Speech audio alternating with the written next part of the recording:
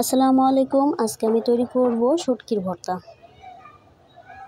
শুটকির ভর্তা আসলে অনেক লোভনীয়।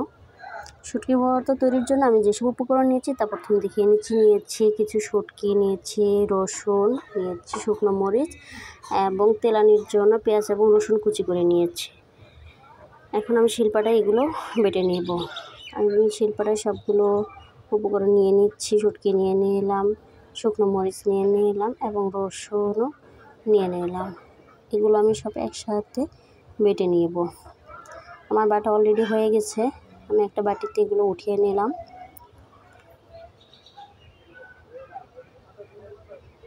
বাটা শেষে আমি সব বাটিতে উঠিয়ে নিলাম। এখন আমি চুলার মধ্যে একটা কড়াই বসিয়ে দিলাম, আগুন দিয়ে দিলাম। কড়াই গরম হয়ে আসলে তেল দিয়ে দিলাম। তেলটা যখন গরম হয়ে আসবে এর মধ্যে দিয়ে দিব পেঁয়াজ কুচি এবং রসুন কুচি দিয়ে আমি খুন্তি দিয়ে এটা নাড়তে থাকবো।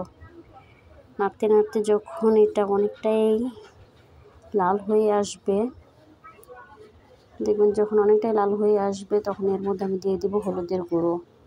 হলুদের গুঁড়ো দিয়ে একটু নাড়বো। অনেকটা লাল হয়ে আছে, এর মধ্যে দিয়ে দিলাম একটুকু পানি দিয়ে আমি আবারও নাড়বো।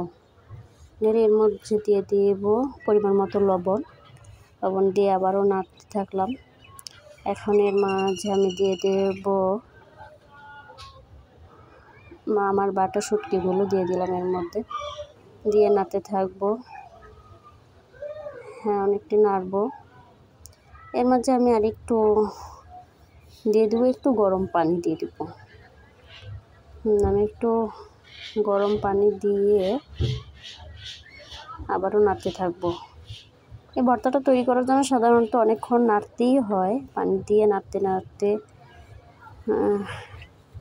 পানি দিয়ে দেখা গেছে এটা নাড়তে নাড়তে অনেকটা শুকিয়ে আনতে হয়, তখনই এটা একটা পারফেক্ট ভর্তা হবে। আসলে দেখেন আমার ভর্তাটা অলরেডি নাড়তে নাড়তে শুকিয়ে এসেছে, পারফেক্টভাবে হয়ে গেছে। এখন দেখেন কতটাই সুন্দর একটা কালার চলে এসেছে। আসলে যে কোনো ভর্তা মানেই লোভনীয়, তারপরে এই শুটকির ভর্তাটা মন আরও আকর্ষণ করে। একবার খেলে বারবার খেতে ইচ্ছে করে। আসলে এটা অনেকটাই লোভনীয়।